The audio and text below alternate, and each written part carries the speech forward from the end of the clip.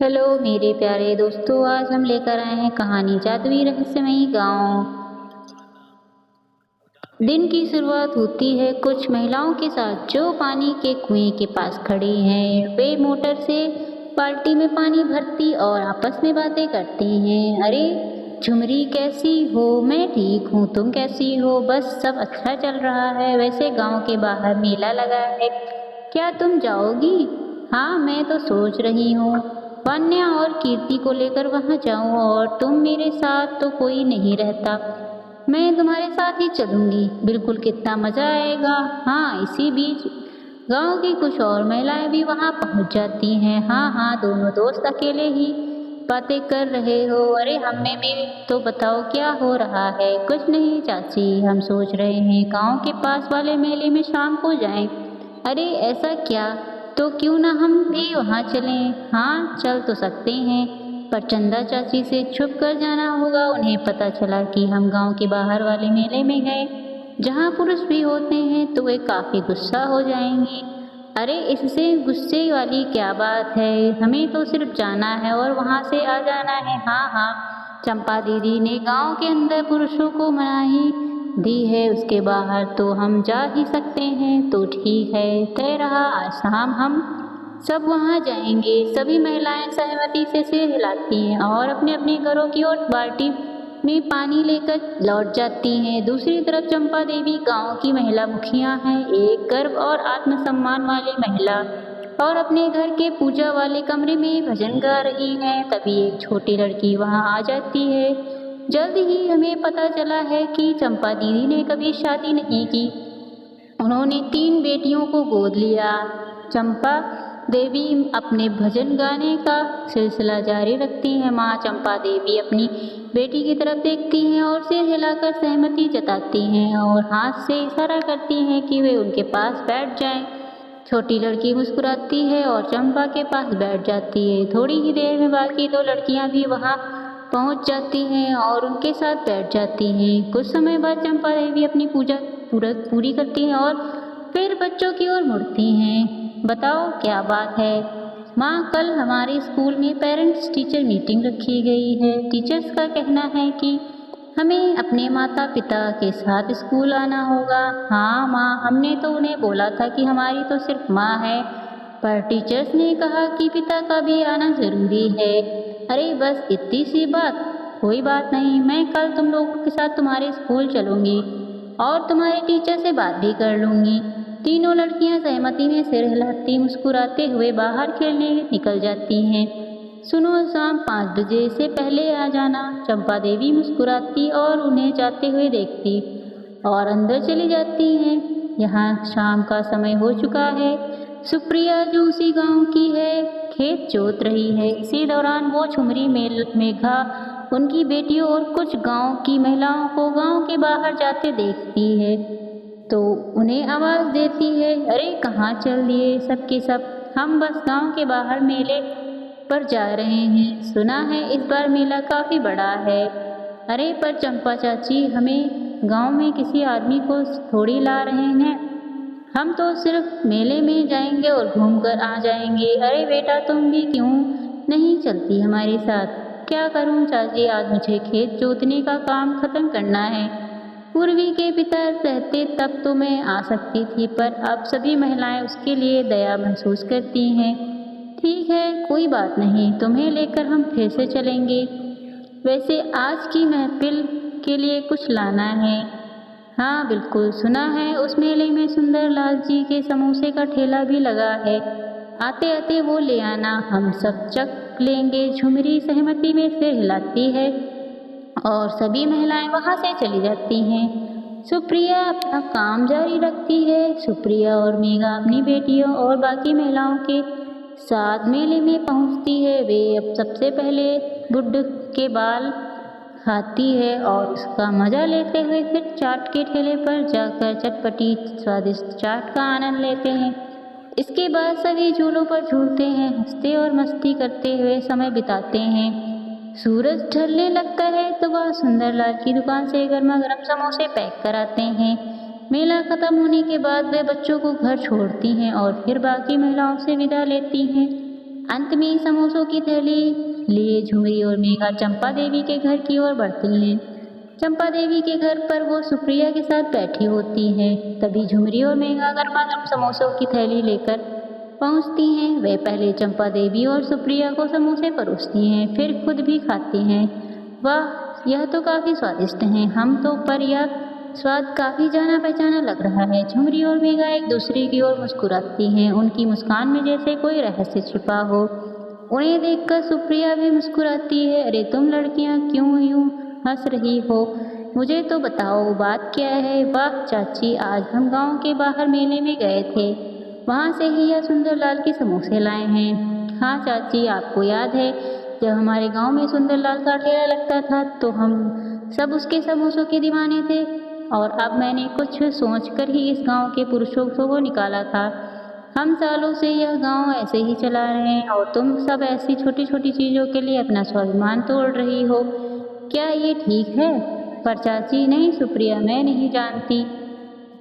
अगर तुम्हें कुछ अच्छा लगता है या कुछ खाना चाहती हो तो गांव में लगने वाले ठेलों से खाओ। उससे हमारे गांव में रोजगार बढ़ेगा और हमारा विकास होगा। तीनों सहमति से सिर हिलाती हुई झुमरी बोली, हाँ हम समझ गए, आगे से इस चीज़ का ध्यान रखेंगी। मुझे तुम पर गर्व है बच्चों। मैं आशा करती हूँ कि गांव की इस रीति को तुम आगे भी ऐसे ही संभाल कर रखोगी जैसे मैंने आज तक रखी है। जी चाची जी, वैसे आज का मुद्दा क्या है? मुद्दा यह है कि कल बच्चों के स्कूल से पेरेंट्स टीचर मीटिंग रखी गई है और टीचर द्वारा यह कहा गया है कि माँ और पिता दोनों का आना जरूरी है। हाँ, मेरे बच्चों ने भी इस बारे में बताया था, पर अब हम क्या करेंगे? क्या करना है? हम खुद जाएंगे क्या?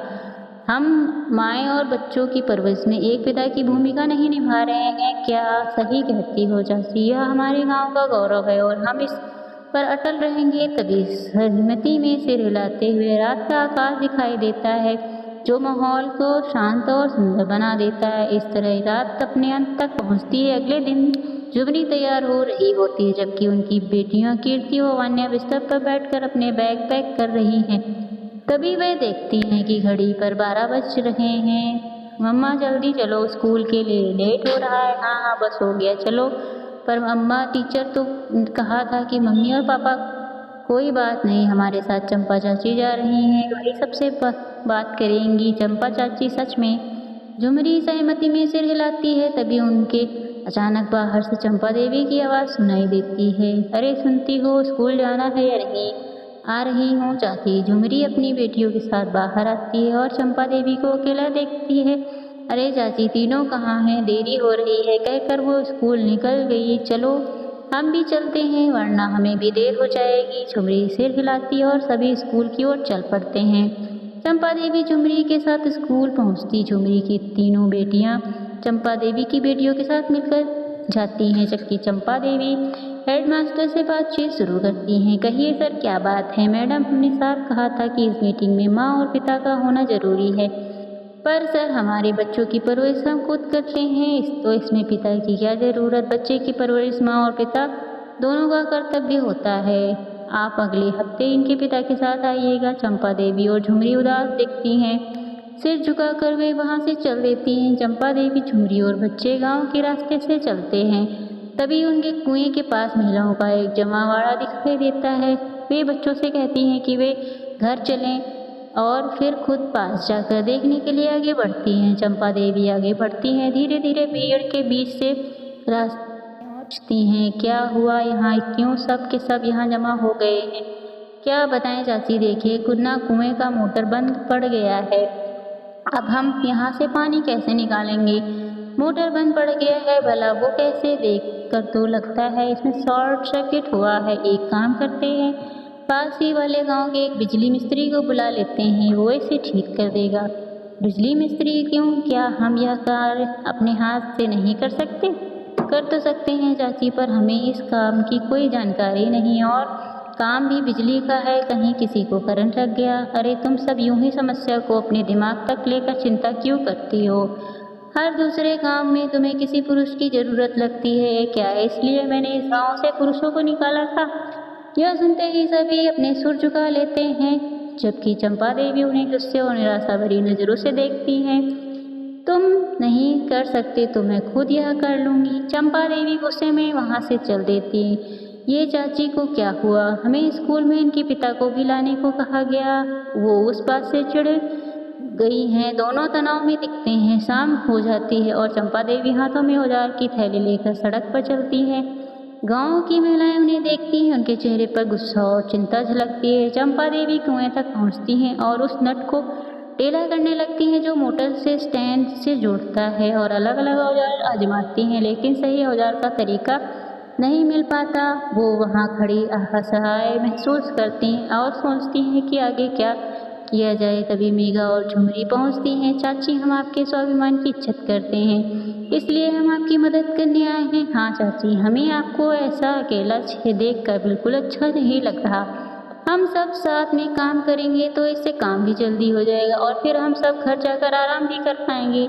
उनकी कृतज्ञता देख चंपा का दिल तुरंत पिघल जाता है। वो सहमति में सिर हिलाती है और मेघा झुमरी भी उनके साथ काम में जुट जाती हैं। तीनों औजार की ओर देखती हैं, फिर मोटर की तरफ नजर डालती हैं। चाची, हमें सबसे पहले यह मोटर यहाँ से निकालना होगा। मैं भी तो यही करने की कोशिश कर रही थी, पर मुझे समझ नहीं आया कि किस औजार की ज़रूरत होगी। झुमरी नट को देखती है और तुरंत एक रिंच उठाती है। माँ जी, यह काम इससे होगा। मेघा और चंपा देवी जिज्ञासा से देखती हैं।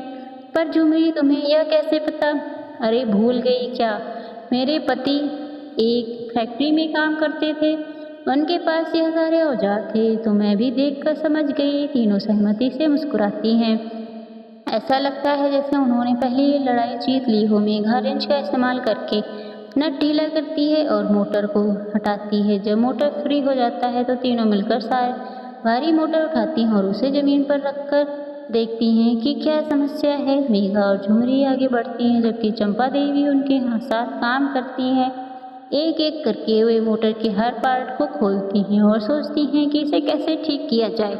चाची, हमने यह सब खोल तो दिया, पर इसके आगे का समझ नहीं आ रहा। कोई बात नहीं, हम ऐसे ही यहीं छोड़ देते हैं। कल सुबह जब होगी तो फिर देख लेंगे। अब हम सबको घर जाना चाहिए, बच्चे इंतजार कर रहे होंगे। तीनों अपने घर लौटने की तैयारी करती हैं और चल पड़ती हैं। अगले दिन की शुरुआत गांव की एक महिला के चिल्लाने की आवाज़ से होती है।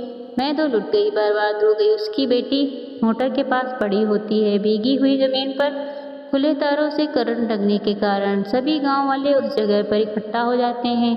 साथ में चंपा देवी, झुमरी और मेघा भी पहुंचती हैं। आप फिक्र मत कीजिए चाची, मैंने एम्बुलेंस के लिए कॉल कर दिया। एम्बुलेंस किसी भी समय आती होगी।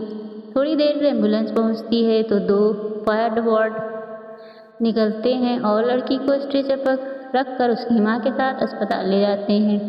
गांव वाले वहीं जमकर खड़े रहते हैं। जो हुआ उसे हक्का बक्का हो गए। धीरे धीरे उनकी नजरें चंपा देवी की ओर जाती हैं, उस महिला की ओर जिसने कभी गांव के सभी पुरुषों को निकाल दिया था।